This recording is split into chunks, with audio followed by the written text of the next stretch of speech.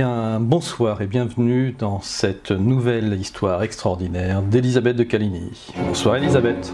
Bonsoir, bonsoir à tous, à toutes, à tout le monde. Voilà, je suis là. Eh bien, on en profite en cette nuit d'Halloween, très claire d'ailleurs, parce que forcément, on enregistre le jour, pour ce soir vous parler d'une affaire très étrange qui a eu lieu en 1972. Il s'agit du vol 401 d'Eastern Airlines. De quoi s'agit-il, Elisabeth ? Il s'agit d'abord d'un crash d'avion, assez mystérieux d'ailleurs. Encore que les crashs d'avion, bon, vous allez voir que c'est toujours une succession de causes qui font qu'on arrive là. Mais des trucs qui ne devraient pas arriver, vous voyez, mais tout s'y met en même temps, et c'est exactement ce qui s'est passé. Donc un vol qui se passe bien peut se terminer en crash. Alors, ce crash a lieu, c'est une catastrophe importante, évidemment, mais après, il va y avoir mystère parce qu'il va y avoir des survivants dans ce crash-là, vous allez voir. Et pire encore, vous allez avoir ensuite une histoire de hantise. Et je dois dire que c'est absolument unique dans l'histoire de l'aviation, cette histoire-là, parce qu'il n'y a jamais eu ce genre de choses à ma connaissance. Bon, il y a eu effectivement des choses mystérieuses sur des disparitions d'avions. Je ne reparlerai pas du MH370 que j'avais évoqué sur un autre média il y a quelques années. Mais ça, c'est quelque chose de tout à fait à part et d'unique, si je puis dire. Alors, le Lockheed TriStar 10-11 qui s'est crashé, c'est un avion gros porteur qui va être mis en service sur les compagnies américaines à partir d'avril 1972. C'est un bijou de technologie pour l'époque. Il y a vraiment tout au niveau de la sécurité qui fait que normalement c'est comme le Titanic, ça ne doit pas couler. Normalement ça ne doit pas se crasher. Puis vous allez voir que ça se crache quand même. Et alors, ce TriStar qui va avoir un grave accident et qui va se décomposer dans les marais à côté de Miami. C'était le vol 401 d'Eastern Airlines qui faisait la liaison New York-Miami. Il avait été mis en service 4 mois plus tôt sur la compagnie et ça sera le premier gros porteur à se crasher dans l'histoire américaine. Donc ça marque les esprits, évidemment. Et tous les avions à l'époque, si vous voulez, c'était pas du tout la technologie actuelle qui est encore beaucoup plus élaborée, hein, mais c'était quand même quelque chose qui se pilotait différemment. Mais il y avait toujours un équipage tout à fait particulier dans ces avions-là, c'est-à-dire qu'il n'y avait pas 2 pilotes comme c'est à l'heure actuelle, il y avait 3 personnes dans le cockpit. En l'occurrence, dans cet avion-là, le commandant de bord, qui est un vieux de la vieille, qui a 30 000 heures de vol, qui s'appelle Robert Loft. Retenez bien son nom. Il y a le copilote qui s'appelle Albert Stockstill, qui est âgé de 39 ans, mais qui a déjà, je crois, 15 ou 17 000 heures de vol. Donc, c'est pas un bleu, hein, c'est pas un débutant. Et vous avez surtout Don Repos, qui est le mécanicien navigant. Donc, ça, c'est la 3e personne qui a été supprimée dans les avions modernes. À l'heure actuelle, vous n'avez plus de mécaniciens navigants à bord des avions. Hein. Il s'occupait de la technique, hein, ce personnage. Et lui, il a 25 ans d'ancienneté dans la compagnie. Donc, lui aussi, c'est un vieux de la vieille.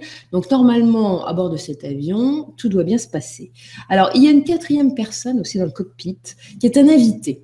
Vous savez qu'il y a toujours un strapontin, enfin, je pense que ça existe toujours dans les avions, mais en tout cas, à l'époque, ça existait, où quand il y avait un pilote qu'on transportait, ou une hôtesse de l'air, ou ce que vous voulez, il pouvait s'asseoir dans le cockpit, ça lui faisait plaisir. Donc là, ce soir-là, ça va être un garçon qui s'appelle Angelo Donadeo, qui est responsable de maintenance chez Eastern Airlines et qui revenait de New York où il avait été dépanné un avion TriStar qui avait un problème moteur. L'avion va décoller le 29 décembre 1972 de New York, donc JFK, avec 163 personnes à bord et 13 membres d'équipage. L'arrivée à Miami est prévue 3 heures plus tard, aux alentours de 23h30, minuit. Et le vol va se dérouler sans incident parce que la météo est absolument idéale, le ciel est clair, je crois qu'à Miami, il fait 24 degrés prévu à l'arrivée, pas un nuage, pas de vent, rien du tout, donc tout va très bien.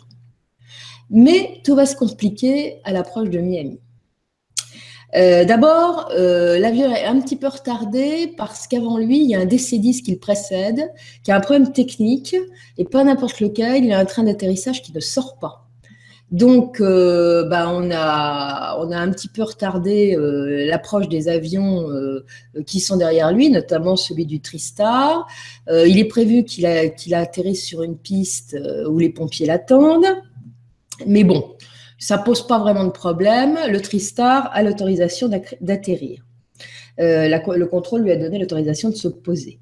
Alors, il fait son approche normalement, il survole la ville de Miami avant de se positionner dans l'axe de la piste numéro 9 et l'atterrissage est prévu dans les minutes qui suivent. Et c'est là que les choses vont singulièrement se compliquer. Quand les trains sortent, il y a un petit bouton carré. Vous allez sur le poste de bord, vous le verrez sur une image, il y a 3 boutons qui correspondent aux 3 trains d'atterrissage. Et quand ces boutons qui sont jaunes, normalement, quand le train est rentré, passent au vert, quand on les a actionnés, eh bien, ça veut dire que le train est sorti et qu'il est bien verrouillé. Or, il se trouve que là, il y a 2 boutons qui vont s'allumer en vert, qui sont ceux des trains d'atterrissage principaux, mais il y a le train avant qui ne s'allume pas. C'est-à-dire, soit l'ampoule est grillée, parce qu'il passe pas au vert, il passe pas du jaune au vert, il ne se passe rien. Donc, on se dit, est-ce que le train est bien sorti? Est-ce qu'il est bien verrouillé? On se dit, c'est peut-être la loupiote qui est grillée. Enfin, bon, bref, on se dit, mince, est-ce qu'on peut atterrir comme ça? Et à 23h33, très exactement, le commandant de Loft, qui est plutôt prudent, va annoncer au contrôle de Miami qu'il préfère différer l'atterrissage et demande à rejoindre le circuit d'attente. Vous savez, les avions, ils tournent avant d'atterrir. Le temps de vérifier que le train avant est bien sorti et bien verrouillé. Et il demande à remonter à 2000 pieds. Pas de souci. On lui dit, allez-y mon gars. Et le TriStar survole la piste et prend un cap vers l'est en direction des Everglades. Le commandant va d'abord charger le mécanicien navigant, dans le repos, de procéder à la vérification des ampoules de bord. C'est-à-dire qu'on allume tout le tableau. Ils appellent ça l'arbre de Noël, je crois, dans le jargon. Et puis après, on voit si c'est un problème global du tableau de bord et s'il y a quelque chose qui dysfonctionne. Et là, on s'aperçoit que l'ampoule ne s'allume toujours pas. Donc, on va aller y voir de plus près. Le commandant va demander au copilote, qui est alors aux commandes, c'est lui qui devait faire l'atterrissage, de placer l'avion en pilotage automatique avec cette altitude de 2000 pieds qui a été fixée, le temps de faire les vérifications. Et puis il lui dit finalement, bon, vous allez démonter le cache, moi je ne suis pas très habile, donc c'est le petit bouton carré là, pour voir ce qui se passe. Et donc ça se démonte, sauf que quand il remonte le truc, il y a blocage. Ils ont mis le truc à l'envers, résultat, le bouton est coincé, il n'y arrive pas, le copilote s'énerve, le commandant s'énerve, il demande au mécanicien d'essayer de lui trouver une pince pour enlever tout ça. Le mécanicien navigant ne veut pas, en disant vous avez tout bousillé, il n'en est pas question. Le copilote cherche un mouchoir pour avoir une prise, pour essayer de ressortir le machin, il n'y arrive pas non plus.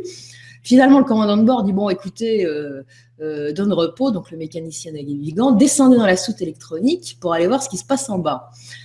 Donc, alors j'explique. La soute électronique, c'est là où se trouvent les matériels de bord technologiquement importants. C'est exactement sous le cockpit. On y descend par une trappe qui, à l'époque, est placée derrière le mécanicien navigant. Et à l'intérieur de cette soute, il y a un regard, vous savez, comme sur une porte, où on peut regarder le train avant de l'avion pour voir s'il est sorti. Donc, le mécanicien descend, pendant que tout le monde se crispe au-dessus avec ce fichu bouton. Et pendant ce temps-là, ils entendent quand même les échanges du contrôle avec le DC-10 qui a vraiment un problème de train parce que son train n'est pas sorti et lui, il a vraiment un problème. Hein. Voilà, donc c'était une histoire de train ce soir-là pour tout le monde. Hein. Et bon, quelques instants plus tard, donne repos, le mécanicien ressort de la soute électronique et il explique qu'il ne voit rien du tout. Et il lui dit, vous ne voyez rien du tout parce que le phare d'approche qui est fixé sur le train avant n'est pas allumé. Donc le commandement, il est énervé, alors il allume le phare d'approche. Et le contrôleur, pendant ce temps-là, il était occupé avec le DC-10. Là, il reprend la main Il regarde sur son écran. Et là, il s'aperçoit que le vol 401, il n'est pas à la bonne hauteur. Il se trouve à une altitude de 900 pieds au lieu de 2000. Le problème, c'est qu'à l'époque, la législation ne prévoyait pas que les contrôleurs aient l'obligation de dire aux avions, dites donc, vous volez un peu bas ou un peu trop haut ou un peu trop vite. Ce n'était pas prévu dans le programme. Donc, il va simplement lancer une phrase anodine, comment vont les choses là-haut? Mais pas de précision supplémentaire.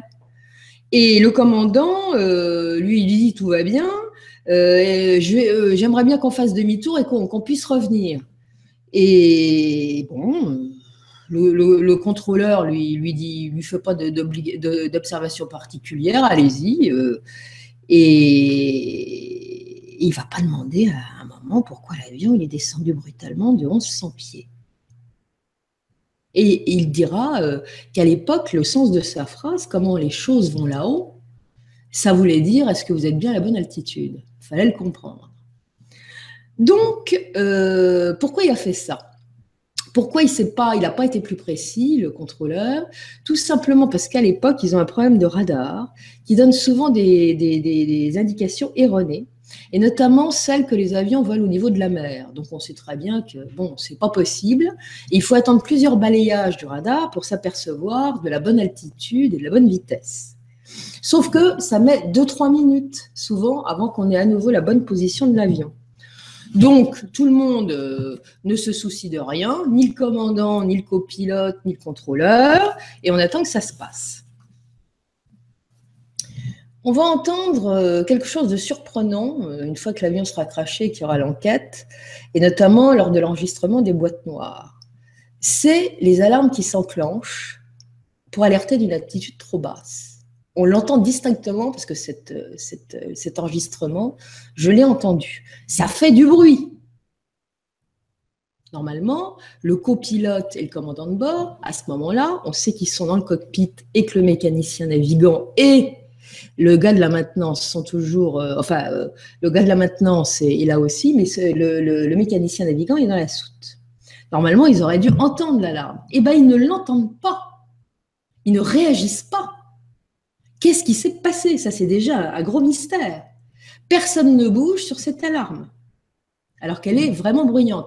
Alors, l'enquête dira, c'est parce que cette alarme sonne sur le poste du mécanicien de bord. Mais il est 1 mètre derrière, le gars. Donc, normalement, ils ne sont pas complètement sourds, ils auraient dû entendre. On saura aussi plus tard à l'enregistrement, c'est qu'à 23, et puis à l'enregistrement des coordonnées de vol, que c'est à 23h37 très exactement que le pilote automatique a été désengagé. Alors on ne sait pas pourquoi, parce que ce n'est pas une manœuvre volontaire, hein, évidemment. On suppose que c'est quand le commandant de bord s'est retourné pour descendre, pour demander au mécanicien navigant de descendre dans la soute, il a dû donner un léger coup sur le manche et ça a débloqué le pilote automatique. En tout cas, après cet échange avec la tour, le copilote va à nouveau regarder son tableau de bord. Il était temps, sauf que c'est la surprise. L'avion vole à une altitude extrêmement basse comme s'il allait atterrir. C'est lui qui a les commandes, c'est lui qui était chargé de piloter l'avion à ce moment-là. Le commandant de bord avait délégué. Mais il n'aura pas le réflexe de tirer le manche pour faire remonter l'avion et de remettre plein gaz. Pas du tout. Il est complètement paniqué et comme il s'était engueulé juste avant avec le commandant de bord à propos de ce bouton, il est sous l'autorité. Donc, qu'est-ce qu'il va faire? Il va demander au commandant de bord s'ils sont bien toujours à 2000 pieds. Et le commandant de bord regarde et là, il est horrifié. Et les derniers mots du commandant de bord, ça sera « mais que se passe-t-il » On réentend l'alarme de proximité du sol et l'avion se crache à 23h42. Le contrôleur aérien, lui, il a toujours des problèmes avec son radar et il se dit où il est passé mon avion? Alors il appelle et personne ne lui répondra et pour cause. Et c'est un autre équipage qui est en vol dans les parages qui va signaler immédiatement à la tour qu'il a en visuel un gigantesque flash au-dessus des Everglades. C'est comme ça qu'on en saura que l'avion s'est crashé. Alors, c'est une cascade d'incidents mineurs, mais un truc idiot, ce machin-là. On ne sait pas pourquoi ça s'est passé, ça n'aurait pas dû se passer. On aurait dit quelque part que les pilotes étaient dans une bulle où ils n'entendaient rien, ils étaient fixés sur un truc anodin. Et cet avion, quand même, s'est crashé pour une ampoule électrique qui coûte quelques cents, qui était simplement grillée, parce qu'on va retrouver le train de l'avion, évidemment, le train avant, qui était parfaitement sorti et verrouillé. Vous vous rendez compte, le truc absolument ahurissant. Alors, dans cette catastrophe, le commandant de bord et le copilote sont hélas décédés. Don Repos, qui se trouvait dans la soute électronique, à ce moment-là, on va le retrouver grièvement blessé. Il mourra un petit peu après de ses blessures. Le seul survivant, c'est Angelo Donadeo, qui était à l'arrière du cockpit sur son strapontin, qui, lui, n'avait rien. Et ce gars-là, il se demandera toute sa vie pourquoi il est un survivant, comme beaucoup d'autres d'ailleurs. En cabine, c'est une catastrophe. Il y a 94 passagers et 2 hôtesses qui vont décéder. Pourquoi? Qu'est-ce qui se passe? Quand l'avion touche, il va d'abord glisser sur le ventre. Puis il va y avoir un obstacle, donc il va rebondir et quand il va retomber, il va se casser en plusieurs morceaux, ce qui est classique. Mais au moment où il touche le sol, eh bien, il y a une boule de feu dans la cabine et ça va malheureusement brûler grièvement un certain nombre de personnes qui vont décéder. Et dans le marais, vous avez un homme qui chasse la grenouille avec son copain. Il est sur ses bateaux plats avec une grande hélice derrière, vous voyez. Il s'appelle Robert Marquis. Il est retraité et lui, il a vu cet avion qui volait trop bas au loin, puis il a vu également l'explosion. Et il s'est dit, mince, un crash. Donc, qu'est-ce qu'il va faire? Il va mettre plein gaz dans la nuit, au risque de se planter. Et c'est là un miracle, parce qu'à fond de caisse, il va réussir à approcher l'avion, mais 10 minutes après, 10 minutes, un quart d'heure après. Et sur le site du crash, c'est une véritable catastrophe.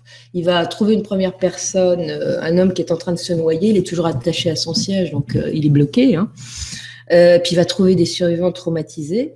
Et il y en a un paquet qui sont traumatisés parce qu'en plus, ils entendent le bruit des alligators, car ça pullule dans le marais. Il y a des serpents partout aussi, on les entend. Donc les gens sont bloqués, sont dans l'eau, sont blessés, pour certains grièvement, et il y a les bestioles autour. Mais on va retrouver des gens dans des situations pas possibles. Et notamment, un homme qui circule dans les décombres. Alors, il y a des endroits secs. Hein. Lui, il n'a pas une égratignure. Il est en costume impeccable, sa montre n'est même pas brisée, et il se demande ce qu'il fout là. On va retrouver également un groupe de gens qui chantent des cantiques de Noël sur une lagune, en chœur, avec un représentant de commerce qui a pris la direction de la chorale, avec son petit attaché-caisse qu'il a toujours à la main. Ça, c'est complètement ahurissant quand même. Et à l'arrivée des hélicos, car les Coast Guards vont arriver assez rapidement, puisque l'avion a été localisé grâce à un autre avion qui a prévenu le contrôle, hein. Eh bien, il va faire crier aux gens, ce chef de chorale, au secours, au secours. Et le plus drôle, parce que c'est drôle après, c'est qu'il y a un autre groupe de gens qui se trouvent debout sur une lagune et qui attendent, qui crient aux autres, vos gueules, ils vont arriver. Vous voyez le comique, alors que c'est pas drôle du tout, cette histoire. Et dans le même registre, Marquis entendra, et d'autres passagers, un passager intact, indemne, pas une blessure, furieux, après Eastern Airlines, qui lève le poing vers le ciel en disant que c'est pas possible d'avoir un service pareil et qui jure à grands cris qu'il ne reprendra jamais les services de cette compagnie pour se déplacer. Donc, si c'était pas tragique, ça serait quand même assez rigolo. Et puis, on va retrouver aussi un truc absolument incroyable. Et ça, l'homme qui s'est arrivé n'en revient pas. Au moment où l'avion s'est crashé, il était pas encore retourné à sa place, il était en train de boire un verre au bar. Cet avion avait un bar, enfin c'était super bien installé, c'était le grand luxe. Hein. Il devait être dans les premières certainement. Et lui, il dit qu'il n'a ressenti qu'une vague secousse au moment du crash et qu'il s'est retrouvé d'un seul coup, toujours son verre à la main, au milieu du marais. Les pieds dans l'eau, il ne savait pas ce qu'il fabriquait là. Il n'a pas compris sur le coup ce qui lui arrivait. Il n'a pas compris, comme s'il avait été téléporté. va y avoir une autre anecdote incroyable. Un monsieur qui avait son petit bébé dans les bras. Bon, au moment du crash, c'était une catastrophe. Le bébé a été éjecté comme un boulet de canon. Il a été éjecté à plusieurs dizaines de mètres.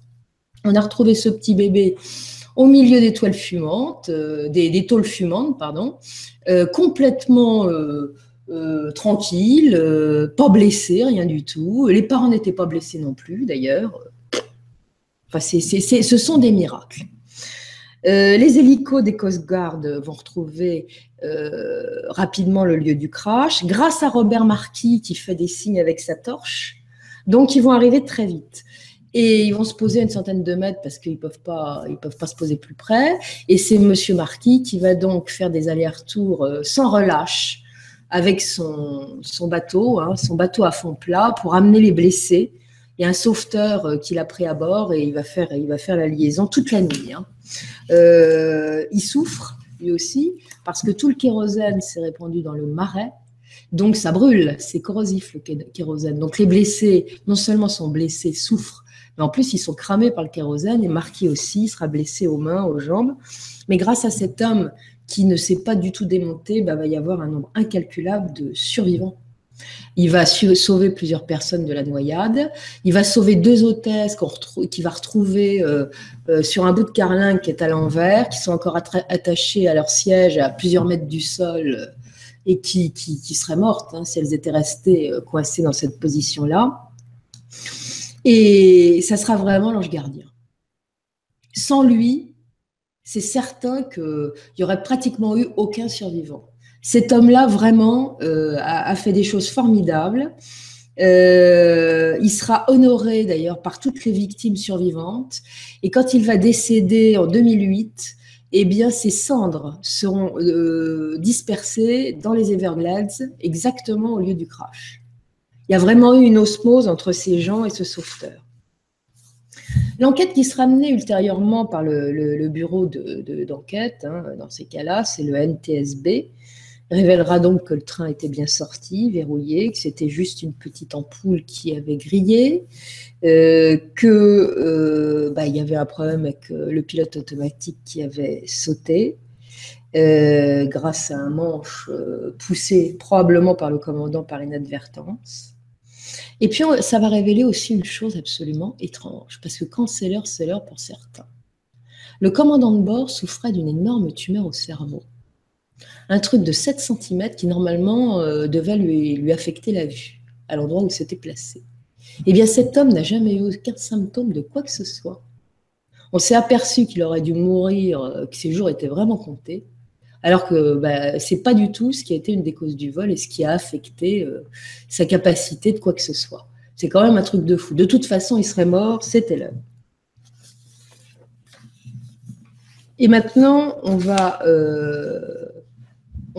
quand même compter le nombre de victimes. Il y en a beaucoup, comme je vous l'ai dit, mais il y aura 77 survivants, ce qui est absolument énorme. Alors, certains étaient grièvement blessés. Ils auraient pu mourir. Mais ce qui a été le miracle pour eux, c'est que dans la boue du marais, ça a colmaté les hémorragies énormes. Vous voyez ? Comme ça, cette boue, ça a fait bouchon, quoi, finalement. Donc, c'est pour ça que les gens qui étaient grièvement blessés ont pu survivre. Il y en a très peu qui étaient vivants sur le coup, qui sont morts après. Certains aussi ont eu des soucis parce que le marais grouille d'une bactérie tout à fait spéciale qui provoque ce qu'on appelle des gangrènes gazeuses. Donc, quand vous prenez ça, c'est l'amputation obligatoire. Heureusement, on peut soigner ça en mettant les gens dans des caissons hyperbares qui donnent beaucoup d'oxygène, donc les bactéries sont tuées. Et ils ont réussi à trouver pour tous les passagers ces caissons hyperbares et ça leur a sauvé la vie. Il y en a eu 8 qui ont eu des problèmes. Alors, ce qu'on peut dire concernant le crash du vol 401, c'est qu'il y a eu, de toute évidence, la conjonction d'une bonne et d'une mauvaise étoile. La mauvaise étoile, c'est l'absurdité des causes de ce crash, qui n'aurait pas dû arriver. On ne sait pas ce qui s'est passé. C'est comme si ça devait arriver, vous voyez. Normalement, il y avait quand même 4 personnes en cabine, ils auraient dû réagir. Personne ne voit rien. Il n'y a pas de coordination, c'est un truc de fou. Il y a des alarmes qui sonnent, on ne voit rien, on n'entend rien. Enfin, c'est un truc de ouf. Donc, ça devait arriver. Et puis, il y a la bonne étoile, l'ange gardien. Et puis, des choses inexplicables qui font qu'il y a des passagers qui auraient dû périr et qui n'ont pas péri, qu'on retrouve dans des situations incroyables, comme je vous l'ai dit. Mais le plus intéressant dans cette histoire-là, c'est ce qui va se passer après. Nous sommes le soir d'Halloween, on aime bien les fantômes. Et bien là, il va y avoir une histoire de fantômes absolument ahurissante. Et ça commence dans le courant de l'année 1973. Premier incident fort étrange. L'un des vice-présidents d'Eastern Airlines embarque à bord d'un TriStar de la compagnie à l'aéroport JFK. C'est le TriStar numéro 318. Il doit aller jusqu'à Miami. Évidemment, il a un traitement de faveur, il est vice-président. Donc, il embarque avant les autres passagers. Et il embarque en première classe, évidemment. Quand il arrive dans la cabine de première classe pour regagner son siège, il aperçoit un pilote qui est déjà assis. Et quand il regarde qui est cet homme qui l'a précédé, il reconnaît qui? Le commandant de bord, Robert Loft, qui est décédé aux commandes du vol 401. Et alors, il est complètement sidéré, mais il n'a pas le temps de s'en remettre que l'apparition disparaît immédiatement. Sidéré, il va ressortir de la cabine des premières, aviser une hôtesse qui était en train d'embarquer, et il lui raconte textuellement ce qu'il vient de voir. Et il dit immédiatement à l'hôtesse, j'ai l'impression qu'on va avoir un problème avec cet avion. C'est un mauvais pressentiment que j'ai. Alors, on va quand même chercher s'il s'est passé quelque chose et si on retrouve quelqu'un que le vice-président aurait pu prendre pour le commandant Loft. Donc, on va fouiller soigneusement l'avion. On ne retrouvera rien, évidemment, mais l'histoire ne dit pas si, vu ce qu'il pensait, le vice-président a été jusqu'à Miami avec cet avion. Dans les mois qui vont suivre, nouvel incident, toujours à bord du TriStar 318 de la compagnie, et ça se passe à l'aéroport John Fitzgerald Kennedy. Le commandant de bord qui doit prendre les commandes de cet avion est accompagné de ses deux autres navigants, et quand il arrive dans le poste de pilotage, il trouve déjà aux commandes un pilote qui est assis. Ah bon? Eh bien, on engage la conversation avec ce pilote qui est déjà là. Mais au bout de quelques instants, le pilote se dématérialise sous les yeux ébahis de ces trois navigants qui n'en reviennent pas. Inutile de vous dire qu'ils vont sortir au pas de course de l'avion et ils vont être tellement traumatisés qu'ils ne voudront pas voler sur cet avion. Parce qu'on leur a expliqué après, ils ont compris après qui était cette apparition, c'était encore le commandant de bord, Robert Loft. Et ça, ce sont les deux premiers incidents, mais il va y en avoir une kyrielle d'autres, avec toujours le même avion, ce TriStar 318. Le troisième incident va arriver avec un mécanicien navigant. Alors, vous savez que quand un avion va décoller, on fait le tour de l'avion, on regarde si tout fonctionne bien au niveau des instruments, si tout se passe bien. Bon, à l'époque, c'était le mécanicien navigant qui avait cette tâche de visite de pré-vol. Quand il pénètre dans le cockpit pour faire ce qu'il a à faire, il trouve un autre officier navigant qui est installé à sa place. Surprise. Et là, quand il s'approche, qui reconnaît-il? L'ancien mécanicien navigant du 401, Don Repos. Et alors, il est complètement sidéré. Surtout que l'autre lui parle, le fantôme lui parle et lui dit « T'inquiète pas, la prévol est faite ». Et il disparaît sous les yeux du mécanicien qui, évidemment, ressort de l'avion traumatisé. Don Repos, c'est lui qui va être vu le plus souvent, ce mécanicien navigant. On va le voir quelques semaines plus tard sur toujours le 318 d'Eastern, qui devait effectuer cette fois une liaison Miami-Atlanta. Le pilote s'apprête à procéder à la vérification de ses instruments et il se retrouve nez à nez avec lui. Et il entend Don Repos lui dire « Il n'y aura jamais d'autre accident sur un L10-11. Nous ne laisserons pas cela se reproduire. » Les anges gardiens sont les fantômes du 401. Peu de temps après, toujours sur le TriStar 318, un équipage qui assure la liaison Atlanta-Miami prend tranquillement sa pause, L'avion vole, on grignote, pilote automatique est enclenché, le vol est sans incident, l'ambiance est détendue qu'en un seul coup. Ils entendent venir de la soute électronique qui est sous leurs pieds des grands coups. Et alors des grands coups frappés, ils savent ce qui se passe. Alors évidemment, ceux-là, ils sont un petit peu au courant de ces histoires de fantômes. Ils se disent merde, pourvu que ce soit pas ça. Et qu'est-ce qu'il faudrait faire dans ces cas-là? C'est aller voir, mais personne n'est pressé d'aller s'y coller. Que faire? Finalement, c'est le mécanicien de bord qui va se décider à ouvrir la trappe située derrière lui, qui va jeter un œil, et quand il va regarder, on va voir ce qui se passe, et il va trouver Don Repos, le mécanicien de bord du vol 401 Eastern, en train de regarder fixement l'endroit où on l'a retrouvé décédé après le crash. Et il va disparaître aussitôt. Mais l'incident le plus documenté, c'est celui qui va se passer en mars 1974, toujours à bord du 318, qui vole cette fois de New York à Mexico. Une hôtesse de l'air s'affaire à l'office qui se trouve dans la partie inférieure de l'avion. C'est un office cuisine, il y a des tas de fours micro-ondes, enfin des tas de choses. C'est là où on place les repas qu'on va servir aux passagers. Et elle est en train de faire chauffer un repas pour bébé dans un four. Et dans le four qui est face à elle, il y a toute une lignée de fours. Eh bien, elle voit dans la vitre du four un visage. Et elle est complètement effrayée, elle se demande ce que c'est. Elle laisse tout tomber, elle remonte 4 à 4 à la surface parce que cet office se trouve en dessous, dans une partie inférieure de l'avion. Elle tombe sur une collègue et la collègue éclate de rire.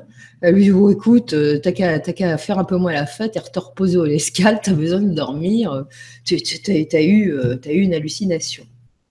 Mais l'hôtesse, elle sait ce qu'elle a vu. Donc, elle n'a pas du tout l'intention de lâcher l'affaire et elle va alerter le commandant de bord. Et le commandant de bord ne va pas se déplacer, c'est le copilote et l'officier navigant qui vont venir voir à l'office ce qu'il se passe. L'officier navigant regarde à l'intérieur du four et là, il est sans voix parce qu'il aperçoit son ami Don Repos, son visage, dans le four. Et l'autre lui répond, lui dit à ce moment-là, Don Repos lui dit, méfiez-vous du feu sur cet avion. Et le fantôme ne croyait pas si bien dire.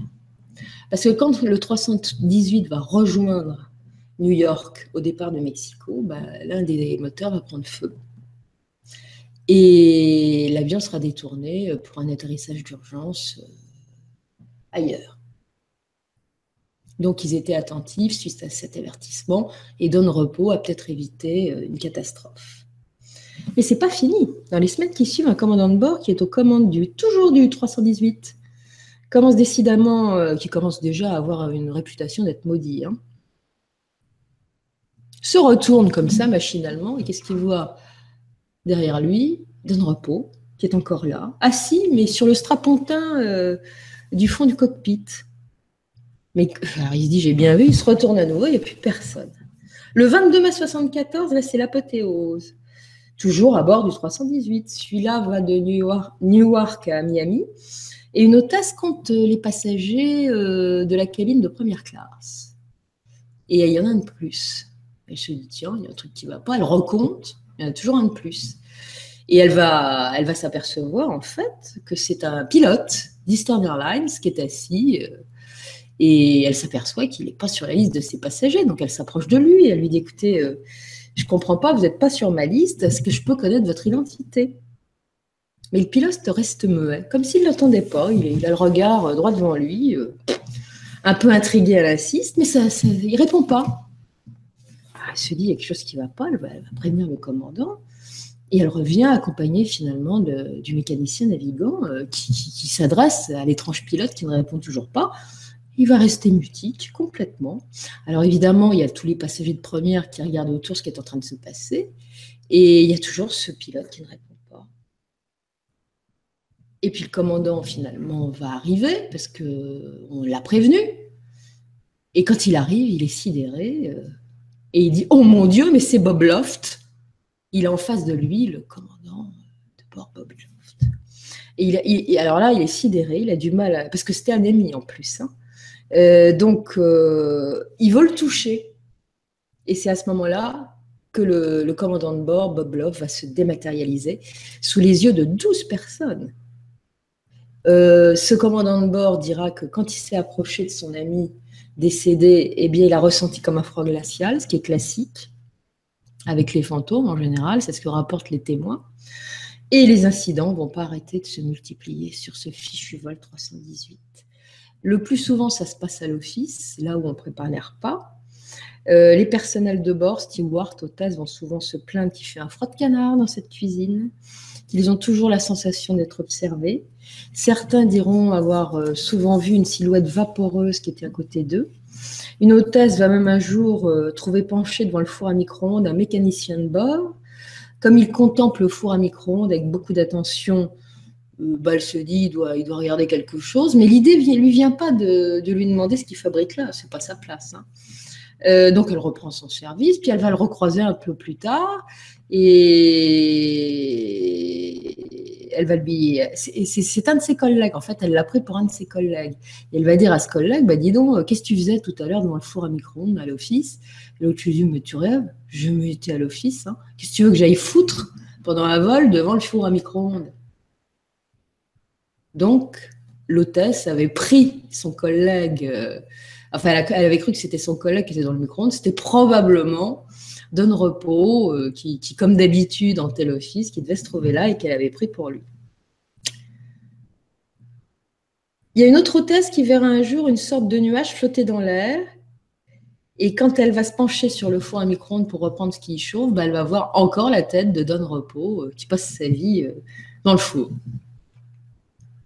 Mais il y a un copilote qui en a marre de ces histoires, parce que ça n'arrête pas. Il y en a beaucoup qui ne veulent plus aller piloter ou voler sur ce fameux TriStar 318. Et ce copilote de la compagnie Eastern Airlines s'appelle Dick Mannings. Et un jour, il va prendre le taureau par les cornes, si j'ose dire, en employant les grands moyens. Armé d'une Bible et d'un petit récipient qui contient de l'eau bénite, voilà qui part à l'office, bien décidé à régler le problème de cette hantise. Il pénètre dans le petit espace, et là, immédiatement, il aperçoit des tas de lumière qui tournent autour de lui. Et quand il va asperger d'eau bénite à tout va, il va sentir un souffle puissant, comme une espèce de tornade autour de lui, et se matérialise devant lui, Don Repos, l'officier navigant, entouré d'un halo scintillant. Il n'en revient strictement pas, mais il ne se démonte pas pour autant, ce pilote exorciste. Va des rétro, Satanas. Et il lui dit, ne sais-tu pas que tu es mort? Tu as perdu la vie, ton esprit est resté ici, mais tu n'es pas à ta place, pas à celle où tu devrais être. Il a à peine fini de dire ça que l'apparition se dissipe. Manning s'est satisfait, il est persuadé qu'il a réussi son coup et qu'on ne reverra jamais plus un fantôme à bord du TriStar 318. Non, pas du tout, ça n'a rien fait du tout, ça continue. Alors, il y a des passagers qui vont y avoir droit aussi. Une femme, un jour, est assise à côté d'un pilote d'Eastern Airlines en uniforme. Elle engage la causette, sauf que l'autre ne lui répond pas. Il a l'œil dans le vide, et puis surtout, elle s'aperçoit qu'il a une mine, mais alors, épouvantable. Il est d'une pâleur effrayante. Et elle se dit, il est peut-être malade. Donc, elle appelle une hôtesse en lui disant, écoutez, ce monsieur n'a pas l'air d'aller bien. Et c'est à ce moment que le pilote s'évapore, sous les yeux de la femme sidérée, l'hôtesse aussi, sauf que la femme pique une crise de panique. Donc, on va avoir toutes les peines du monde à la calmer, parce que pour un peu, elle sauterait de l'avion. Il va y avoir un rapport d'incident qui va être rédigé. Une enquête va être menée, on va présenter à cette passagère la photo de ceux qu'on voit régulièrement sur le 318. Et elle va reconnaître, comme d'habitude, Don Repos, qui est le plus assidu dans les apparitions. Il y a un autre passager un jour qui vole toujours sur le 318, qui appelle l'hôtesse pour lui signaler un phénomène étrange. Et là, qu'est-ce qu'il voit? Un petit nuage qui plane au-dessus d'une aile. Et quand l'avion a des turbulences et qu'il descend un peu, le nuage est décalé, mais il se replace immédiatement toujours au-dessus de l'aile.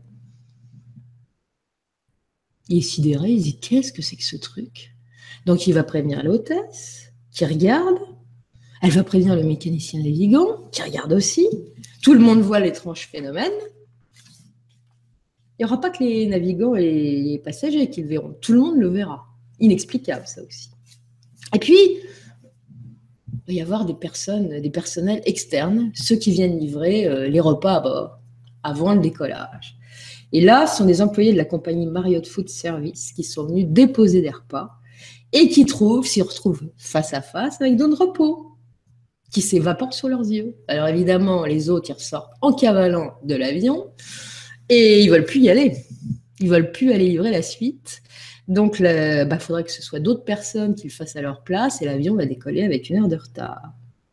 Alors, concernant la maintenance, c'est du bonheur. Tous les mécaniciens qui vont travailler sur le 318 ne vont pas être déçus du voyage parce que la majorité d'entre eux vont apercevoir la plupart du temps Dawn Repos. Alors, certains ne supportent pas, ils ne veulent plus travailler sur cet avion. Puis, il y en a d'autres qui sont habitués. On le voit généralement en première classe ou dans le cockpit. Et en général, on s'est rendu compte, les mécaniciens de sol, là, ont vu que c'était souvent quand il y avait vraiment un problème technique sur l'avion. Et ils ont fini par dire que ce fantôme devait se sentir coupable de ne pas avoir pu sauver le vol 401. Donc, il essayait probablement de sauver les choses et d'alerter quand il y avait des difficultés sur un avion. Alors, évidemment, les navigants, ça ne fait qu'amplifier la rumeur. Hein. La direction d'Eastern Airlines est au courant, sur tout ce qui se passe sur cet avion. Mais il n'y a pas que sur cet avion, il y aura quelques apparitions sur d'autres avions. Hein. Mais c'est sur celle du 318 qu'on a le plus d'éléments.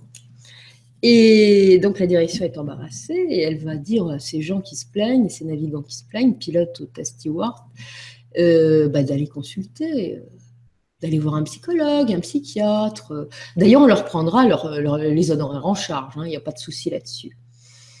Mais les employés continuent. Hein, et le directeur, la direction d'Eastern est mal lunée. Elle a dit que ça suffit à un moment. Quiconque continuera de colporter ces histoires, à dormir debout évidemment pour la direction, ou sera surpris, même surpris, en train de discuter de cette histoire, risque de perdre sa place. Il y a une hôtesse qui va finir par alerter la presse, parce que la position d'Eastern n'est pas très claire, et elle n'apprécie pas. Alors évidemment, par voie de presse également, la compagnie va répondre en disant qu'elle n'est pas bien, la pauvre dame. Il va y avoir d'autres pilotes et hôtesses qui vont avoir quelques ennuis, puisque comme ils ont atteint un âge adéquat, et on va les remettre comme ils se sont plaints, on va les mettre en retraite anticipée.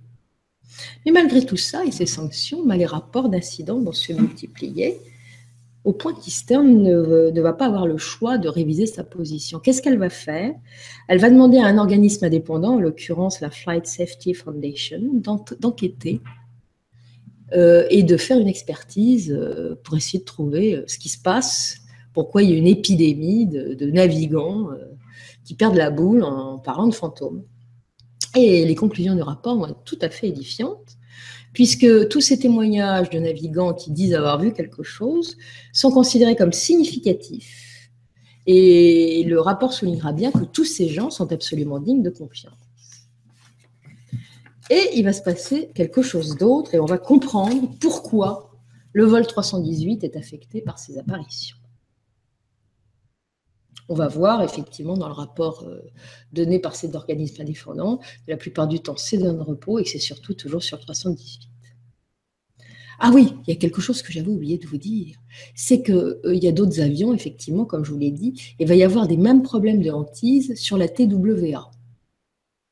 Et on va découvrir que ces avions-là sont des avions qui ont été loués par Eastern Airlines à la TWA. Et notamment, il y avait une passagère qui se trouvait à bord d'un vol à destination de Phoenix, qui va être terrorisée quand elle va voir se matérialiser à côté de son siège, enfin sur le siège voisin qui était vide, un pilote qui va disparaître pratiquement aussitôt. Et TWA va rapporter tous ces incidents à Eastern Airlines, qui n'est pas évidemment très heureuse. Mais il va se passer un événement qui va permettre de savoir pourquoi il y a eu tous ces incidents. Il y a un écrivain qui s'appelle John Fuller, sa femme est hôtesse de l'air, elle travaille sur Eastern. Et elle lui raconte tous les soirs les derniers avatars, des apparitions de fantômes sur les avions d'Eastern. Et le gars, qui écrivait peut-être des romans policiers, je n'en sais trop rien, décide de mener sa petite enquête et d'investiguer dans tous les azimuts. Et il va découvrir un truc intéressant. C'est que le bureau d'enquête des accidents, donc le NTSB, après avoir examiné toutes les pièces, avait restitué à Eastern Airlines un certain nombre de pièces intactes et toutes neuves, puisque l'avion était neuf, du vol 401. Et celles-ci avaient été réutilisées sur un certain nombre d'avions, et notamment sur le 318 de Tristar, qui avait récupéré un des fours, notamment. Le four où on voyait la tête de Don Repos. Et cette enquête, évidemment, menée par Fuller, va venir aux oreilles d'Eastern Airlines, de la direction. Ceci s'ajoutant au rapport de la Flight Safety Foundation, qu'est-ce que va faire la compagnie? Elle a compris maintenant, donc elle va faire enlever de tous les avions les pièces, discrètement elle va le faire, les pièces qui venaient du vol 401. Et après cela, les apparitions vont cesser. 2 ans après, John Fuller va publier son enquête qui s'appelle Le fantôme du vol 401. Ça va devenir un best-seller en quelques semaines. Ça va déchaîner la presse et intéresser le cinéma. Et en 1978, le président d'Eastern, Frank Borman, qui avant qu'un téléfilm va être tiré du livre de Fuller, réalisé par Steven Stern, il apprend que ça va être diffusé au mois d'octobre à la télévision, il est absolument fou furieux. Il va menacer les producteurs d'un procès retentissant. Lui, il n'a jamais cru à ces histoires de fantômes, c'est complètement ridicule. Et il n'a pas du tout l'intention que sa compagnie, l'image de sa compagnie, soit définitivement ruinée par cette histoire de fantômes. Il n'arrivera à rien. Le téléfilm va sortir, il va même y en avoir un deuxième qui va sortir tout à fait derrière, qui s'appelle L'accident du vol 401, que je ne vous conseille pas de regarder parce que c'est un vrai nanar. Par contre, celui d'avant, il est encore visible. Bon, on peut le regarder si on a envie. En fait, la compagnie ne sera que peu affectée par cette histoire de fantôme qui a été divulguée assez rapidement. Tout ça pourquoi? Parce que les gens, ils aiment bien parfois se faire peur. Hein. Donc, on va commencer. Il y en a certains qui sont curieux, qui vont voler. On a vraiment de préférence sur Eastern Airlines. Et puis bon, comme je l'ai dit, une fois que les pièces ont été discrètement enlevées, les pièces qui provenaient du 401 ont été discrètement enlevées du Tristar, notamment 318 et des autres, il n'y aura plus jamais d'histoire de fantômes. Alors, on ne sait absolument pas ce qui a pu se passer. Par contre, les faits sont avérés. Il y a eu vraiment des dizaines de témoignages. Ça a été pris au sérieux. C'est probablement, dans l'histoire de l'aviation et de l'aviation civile en particulier, le seul cas qui existe de hantise à bord d'avion. Mais je dois dire que c'est quand même, quand je suis tombée, parce que je cherchais des petites histoires à vous raconter qui sortent de l'ordinaire, j'ai trouvé que celle-ci, elle était quand même assez savoureuse. Et j'espère qu'elle vous a plu. Écoute, elle était vraiment bien à propos en ce soir d'Halloween. Moi, j'irais même plus loin, c'est que de toutes les histoires de fantômes, j'ai le sentiment que c'est peut-être même celle la plus documentée, parce que là, il y a vraiment eu beaucoup de personnes différentes qui ont pu témoigner. Et puis, il y a eu des écrits derrière, parce qu'il y a eu des rapports à chaque fois faits auprès d'Eastern Airlines. Ah oui, ça a été très documenté. Il y a eu des passagers qui ont vu. Il y a eu multitude de témoignages. Ça a été avéré, ce truc. Parce que souvent, dans les histoires de fantômes, on reste dans les on-dit, tu sais, quand tu as des fantômes qui hantent des châteaux, etc., voilà, ça reste... j'allais dire intramuros, mais là, il y a tellement de passages dans ces avions que ça touche tout le monde, et puis il y a des traces, quoi. C'est vraiment très impressionnant. Il y a la presse en a parlé, d'ailleurs, je t'enverrai un article de journal. Voilà. Écoutez, si jusqu'à maintenant vous ne croyiez pas encore aux histoires de fantômes, il se peut que cette affaire remette tout en question. Ça va s'arranger. Merci Elisabeth, à très bientôt. À bientôt, bonne soirée.